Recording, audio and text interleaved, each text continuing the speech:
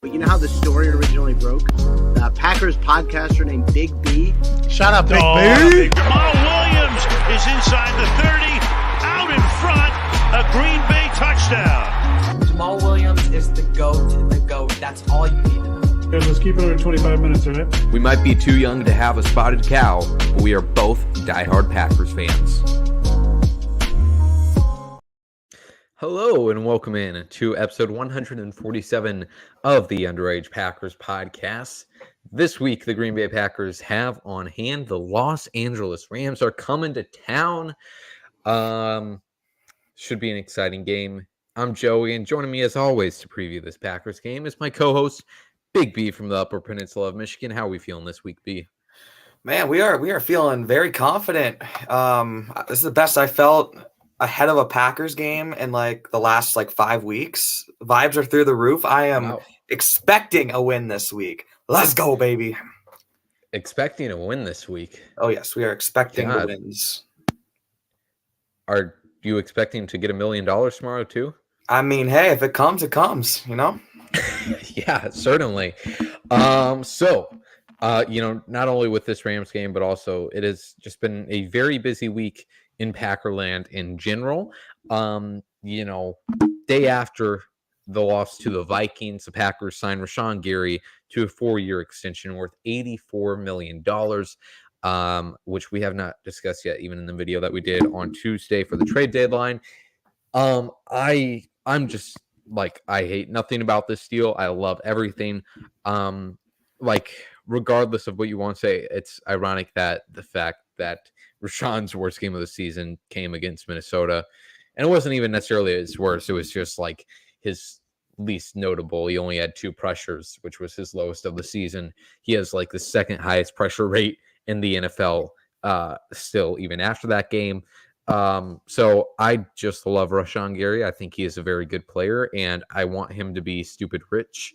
And the number I first said, 84 million, is not correct. Let me check on that math. But while I'm looking for that number, Big B, any thoughts on this Gary extension? Oh, yeah, I love it. I love it so much. It doesn't get paid much, I think, the first 2 years of it, and then it balloons, I think, after the 3rd year.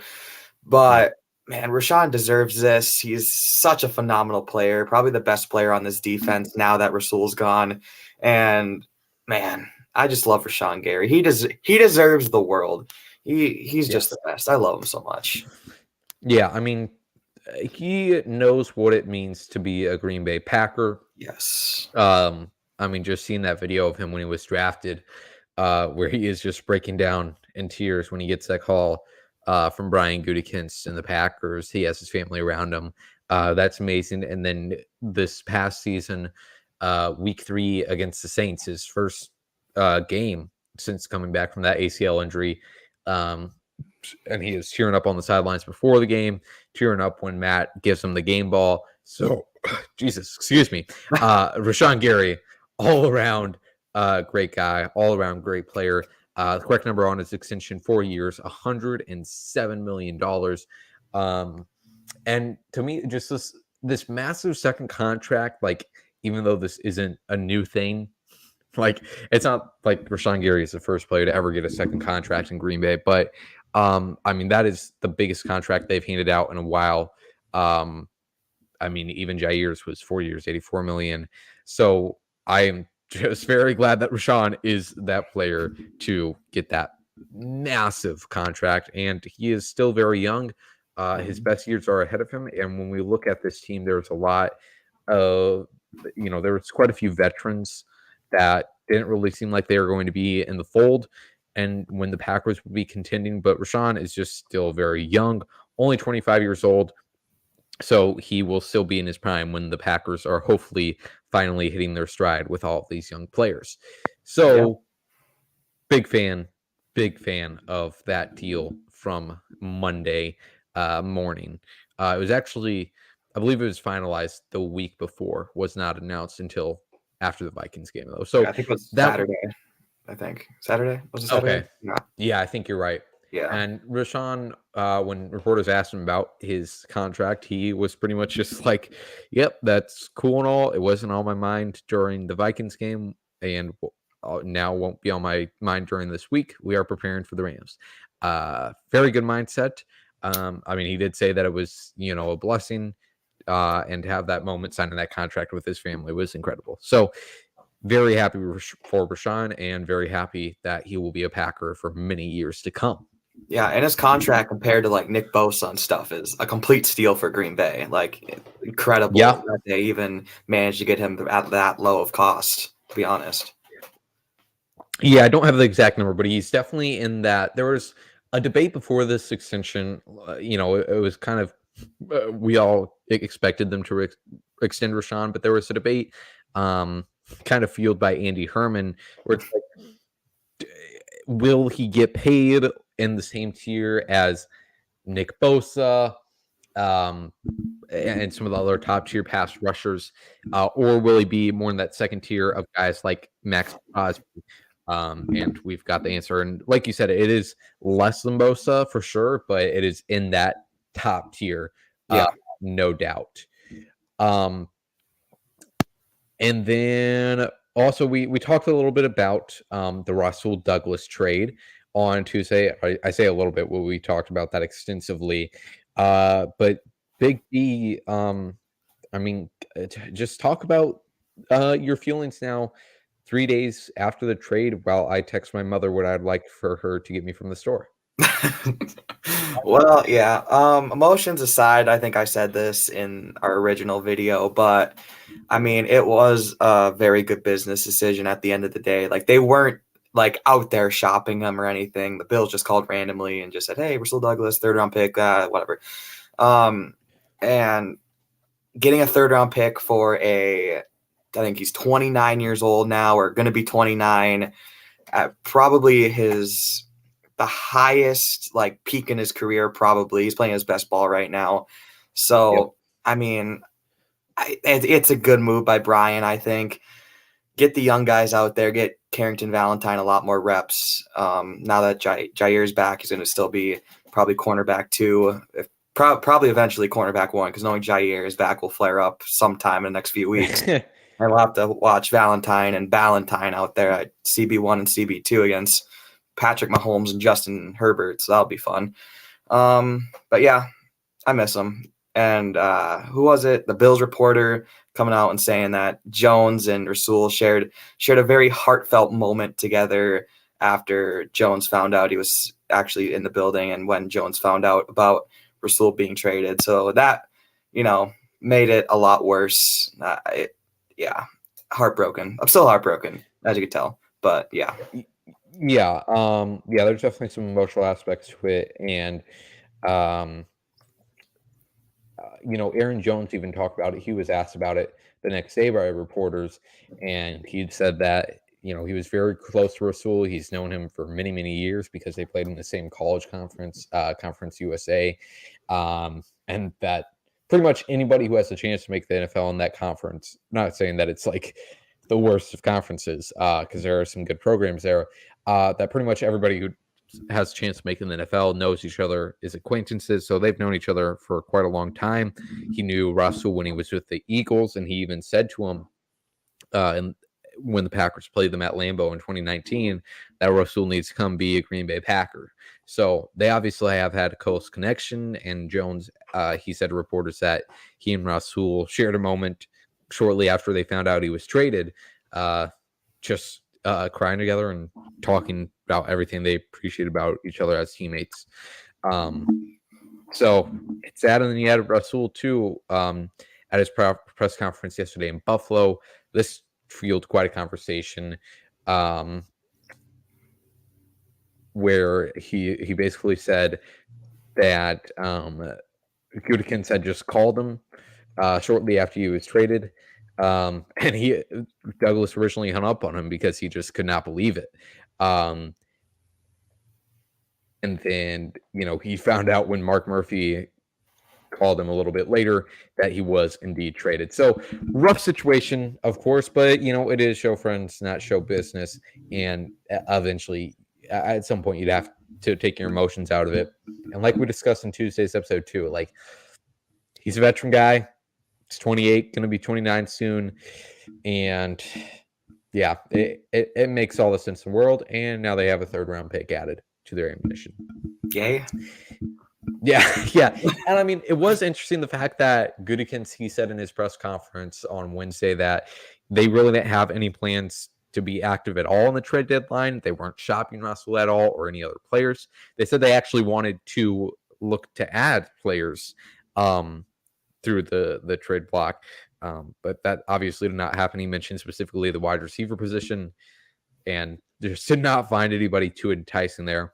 Our good friend Caden, he says, can't wait to see how cornerback 1 Preston Smith plays against Cooper Kupp. Thank you for watching, Caden. Yeah, going to be a fire matchup. I mean, this secondary now without no. If Preston Smith ever does the sword celebration from Jair, that will be a moment for the history books for sure. I want that to happen. That'd be such a great video to have at my disposal. I don't know when I would use it, but it would be. I need it. I need it. You know? I mean, nothing will top Wes Hawkwitz doing it. I gotta say, he does the better than Jair. Yes, that's the whole truth. But the secondary, I mean, like, we're not that far off from Preston Smith having to be in coverage frequently. I mean, you're without Rasul now. Jair Alexander, like, let's just admit it, the fact that he is slowly becoming a liability with his back injury out there. That you could, like, he had a benchable performance last week against Minnesota. And yeah, the fact, like, you do have to take into consideration that he is dealing with that back injury, which can be a very long, lingering issue, but his mobility is just so limited out there. And I just don't see the point to play him at this point. One, because like I mentioned, he's becoming a liability in coverage, but also just the fact that, we're 2-5. All right. Why are we risking any more long-term injury with Jair Alexander out there? Yeah. So that's been frustrating to watch. And then also Rasul's gone. Eric Stokes is now on IR again. That was so disappointing to see him 2 weekends ago, plays 4 snaps, all in special teams, and automatically back on IR. So he's out. Keyshawn Nixon mid has. You just said like last week that he's going to go off, but all right. But yeah, he's not. I was hoping he would turn it around, but he didn't. And he's still mid in my book, and he's been dog shit this year. Okay, Jesus. At cornerback, yes, he has. Oh, I'm not disagreeing with you at all there. I just wanted to hold you accountable for your prediction last week. So yeah, I mean, Keyshawn has not been great, and then other than that, we're looking at 7th round draft pick Carrington Valentine, who for a 7th round draft pick rookie has been really solid, but he's a 7th round draft pick rookie. So the secondary is kind of in shambles, as is many other aspects of this Packers team. But at least we got Preston Smith going out there. Yay. Yeah. So that's, we covered Rasul and then the Rashaan extension. That's pretty much the brunt of the big Packers news this week.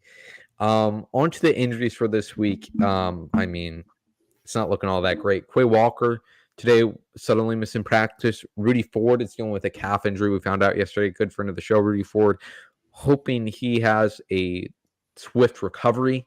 Of course, wishing the best for him. I swear to God, if I have to watch Dolan Levitt back there at safety this week with Jonathan Owens and Anthony Johnson Jr., I'm gonna throw up. I'm gonna throw up. If Dolan, I've said this before on this very program. If Dolan Levitt plays an extended amount of snaps on defense, you might as well mark that up as a loss. Because we would need Jesus Christ himself to save us at that point. Like it's over. It's over when Dolan Levitt steps on that field on defense. Jesus Christ and his disciples lining up for defense, and Joe Barry still couldn't get good production out of them. Yeah. Yeah. I mean, Dolan Levitt's parents set him up. Like the name Dolan. That does not sound like a good football player. That's a name you curse at the TV. Okay. Yeah. So allowing him to play safety also is just bad parenting. Bad parenting. I agree. Yeah, I won't be too mean. Dolan has probably already gone through enough bullying. Hey, I mean, I'm just keeping it real, Just keeping it real. Yeah, I mean, you sound like Aaron Rodgers when you your excuse for just being a total a-hole is I'm just keeping it. I'm just saying the facts, man. Some more injuries for the Packers. Aaron Jones has had his hamstring bothering him ever since week 1. It seems like it's hard to tell whether it's Matt LaFleur's repressed disliking for him, if that's why he hasn't been involved in the offense, or if it's just been his injury that has been constantly bothering him. Seems like a combination of both. But this week, Matt LaFleur, he's reeled us back into the hope that Aaron Jones is going to finally be the primary focus of this offense. Today in his press conference, Matt LaFleur is saying we are ready to let him loose by giving him 5 carries in the whole game. Let's go. What he means by that. But we can hope. I would love to me keep letting Aaron Jones loose is having him touch the ball 25 times. So yeah, hopefully that is the case. I would not be upset if it is more than 25 times with how bad this passing game is for the Packers. Hey, we're just keeping them warm. We're keeping them on the shelf for the playoff. Oh, for the playoff run, yeah, playoff run. We gotta exactly. That's the only reason why he's not playing is because you make a good point too. Maybe that's why the Packers offense just has not really tried too much. They're just keeping. They don't want to reveal too much of the playbook for the legendary January run that we have in the store, of course. Yeah.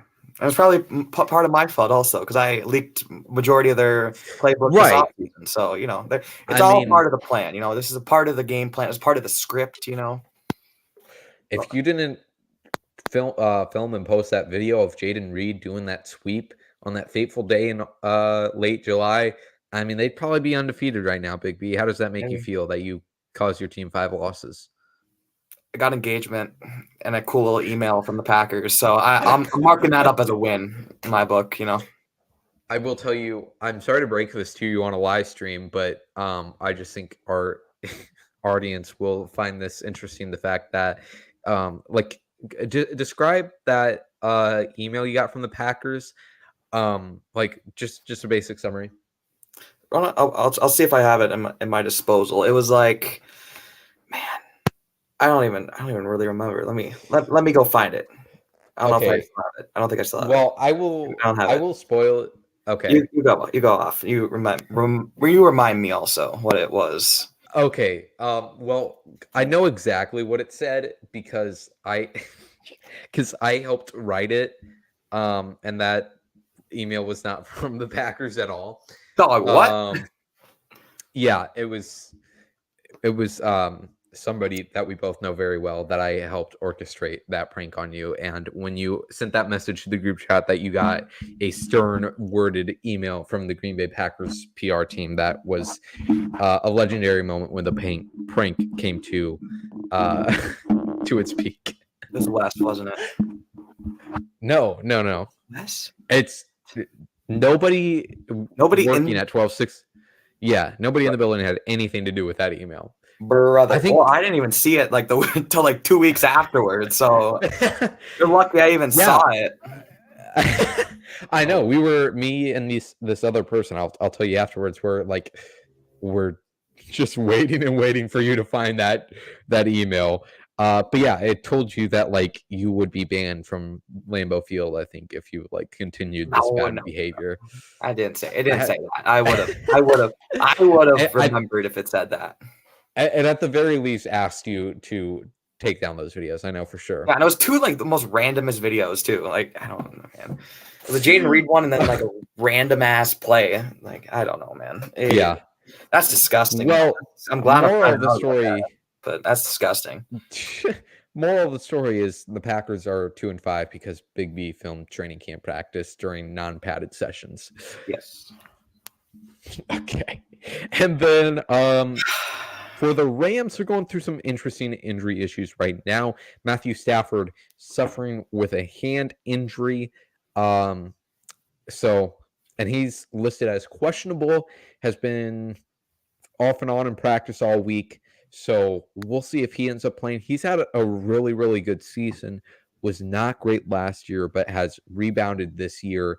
And, the Rams aren't all that improved from last year. They looked really good to start this season, but have come back to their expectations.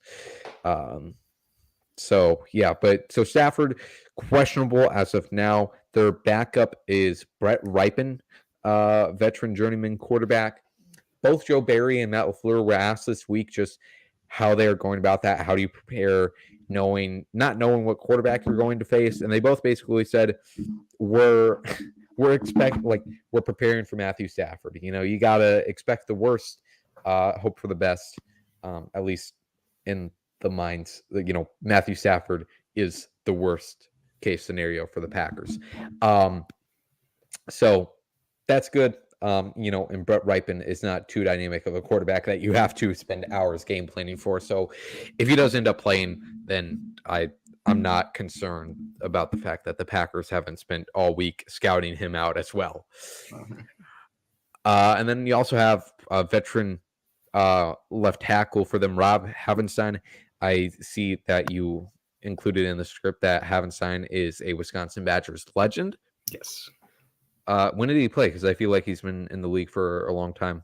Quite a while ago. Before my time of watching Badgers football. I know that much. Gotcha. Yeah. With the Badgers lost pretty bad to Ohio State last week. That is correct. Yeah. I mean, we kept it competitive. we did better than I thought we were going to. Okay. We didn't have our top two running backs and our backup quarterback playing. So hey, we take the minor victories when we go up against Ohio State. Okay, 24-10. That's solid. I was not familiar. Wisconsin could do that. 5-3 too. That's solid. I wasn't familiar that Wisconsin could do that either. So nice little surprise. Yeah, I actually saw a bowl prediction yesterday for Mizzou and Wisconsin, so that'd be very nice. Although I hope Mizzou has a more exciting opponent than Wisconsin. With all due respect, I hope that happens now. That'd be an electric week of football. It definitely would. Yeah, I just like a SEC versus Big Ten matchup. That sounds so boring, right? No, but it's basically I think of the Big Ten as equivalent to AFC North football, where it's just ugly games, mainly focused on the run, and then SEC. I don't even know what would be an apt comparison for that, but there's a lot more exciting offense going on. Yeah. Maybe the Chargers Chiefs division. What is that? The West? AFC West, yeah. Yeah. Maybe that. I don't know. Yeah, I haven't thought enough about that. Yeah. But yeah, I just don't want to see Mizzou play a Big Ten opponent. No thanks. Although unless it's Michigan or Ohio State in the college football playoffs, but I don't know if that'll happen. Okay. Anyway, back to this Packers-Rams game, and then another Rams player deal with injury. Linebacker Ernest Jones will be inactive, and I actually see the Packers injury report just came out about 2 minutes ago. Jair, no game status. Only players listed as questionable or with any status is the two players we mentioned, Rudy and Quay, both questionable. So there's that for the Packers injury report. Much more healthier than previous weeks. Thank God. Yeah, exactly. Now, for this Rams team, like we mentioned, they had a good start to the season, have rose, kind of fallen back to what they are expected to in the recent weeks. They're coming off of a awful 43-20 loss against Dallas Cowboys. Dallas took a very quick lead on them. CeeDee Lamb had 3 touchdowns. So maybe this will be a game that Christian Watson can get back out there and show that the world that he has read the tweets and that the injury has been inhibiting him as much as we think it has. So we'll see. But yeah, that's the Los Angeles Rams. The Packers and the Rams are the two youngest teams in the NFL at the moment, which is kind of crazy. Yeah, I mean, there's really no other teams that even compare. The Rams had such little roster turnover. Like, I know at training camp they had like 30 new guys in the room, which is just nuts. Jesus. So they're very young, but anytime we get to see a matchup between two smart offensive minds, between Well, smart. That might be a stretch at the smart part, but go on. yeah, I was gonna say they're two football nerds. Okay, Yes. There we go. That's better. Yeah, so it should be exciting to see Sean McVay and Matt LaFleur do off. Of course, the Rams offense coordinator is also Matt's brother, Mike LaFleur. And I'm surprised it's not talked about more. The fact that Matt LaFleur's brother is offense coordinator. I think the reason it's not talked about as much is because everybody grew so sick of the conversation when we played the Jets last year. It's like Robert Saleh had Matt LaFleur in his wedding. How cool is that? So people kind of grew sick of the Matt LaFleur connections in the world. But it is interesting that his brother is offense coordinator. It doesn't seem like he's very good at his job. But he is the Rams offense coordinator and is leeching off his brother's status in the Shanahan coaching tree. Damn. All right, so that's the Rams. Now let's go into our key, our concern, and our who is going off picks for the week. For me, my biggest key to victory for this week is just, Matt, stick true to your words. Get Aaron Jones involved. All right. Let's just make that happen, please. Like I said, 25 carries, 25 touches of the ball at minimum. That would be ideal. Big B, what's your biggest key for this week? Containing the damage of Cooper Kupp and Puka Nacua, legendary Puka Nacua, fantasy legend Puka Nacua. Those two are a phenomenal 1-2 punch at wide receiver. Both of those guys are deadly. We have the Jordy Nelson-esque in Cooper Kupp. We have Puka Nacua, has amazing hair. They could do some damage against this Packers secondary because it is a yikes show right now. No matter who the quarterback is, those two guys will probably end up feasting. And it's the Packers defense and Joe Barry. So, they're always going to be a concern. I mean, both those guys are just so great over the middle of the field. Nacua is used so often in the slot, and he could absolutely terrorize us over the middle of the field, especially with Quay Walker possibly being out. Yes. So, that's definitely something to watch. And then Cooper Kupp getting healthy again, it's not, well, I was going to say it's not ideal. It's ideal because he's a very good football player, but it's not ideal that the Packers will have to play him. Yes. On to our biggest concern. We have the same one here. Aaron Donald, I feel like he's underrated because everybody got fatigue of him winning Defense Player of the Year years and years in a row. And there's only so much you can say about Aaron Donald. At this point, we all know he is one of the best defensive tackles to ever do it. And he can wreck games. Yes. Elton Jenkins has owned him in the past. We'll see if that continues. But if I'm Aaron Donald, I am just feasting at the opportunity to embarrass Josh Myers, Elton Jenkins, and John Runyon. Oh, brother. I'm just so thankful Royce Newman is not playing in this game. I do not want to see that. Oh my God. That would be published to other sites. Yeah. Royce Newman, that is the definition of catching a stray right there for Royce Newman.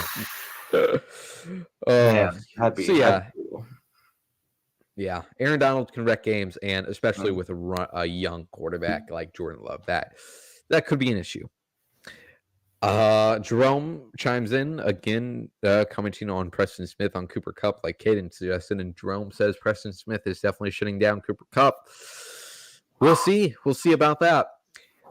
Finally, for our who's going off this week, I'm gonna say that Kenny Clark is gonna have himself a game. I have nothing to back that.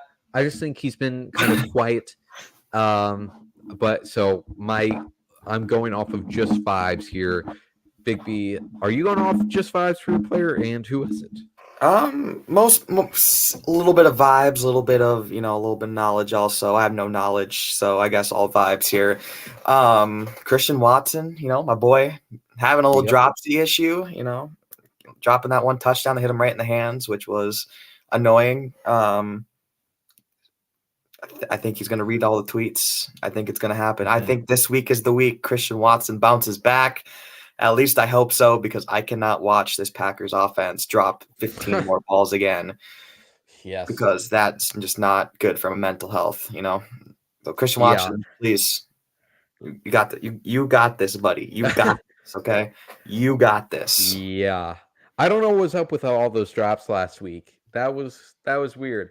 It's weird that like offenses just like it's usually never like just one player that is having a bad day with drops. That can happen, but it feels like at least with the Packers, it's always a whole team forgets the simple motion of catching a football, which they've been doing since they were 5 years old. Yeah. So yeah, that was frustrating. And then Watson, he could definitely use a big performance, because I feel like Packers Twitter at least has gone from in the offseason talking about him as a future wide receiver 1 to now being like, man, what role does he even add to this team? He's not even like doing the things that he should be good at. He's not like, he's not competing for contested catches, which really wasn't his mojo in college. But the fact that like his whole thing is supposed to be a deep threat, he's 6'2" or 3. He's a big body. Like he should be way more physical on these contested catches, and that just has not been happening. He just kind of gives up mid throw. I mean, I know he's built like a stick, but my guy, just go up and get it, dude. I mean, if you have to break a twig, you have to break a twig, my boy. Okay? Wow, life advice right there. Yes, here all week. Yeah. All right. Well, I think we are going to end this episode off here. I'm very happy with how this episode went. Packers Rams 12 o'clock kickoff.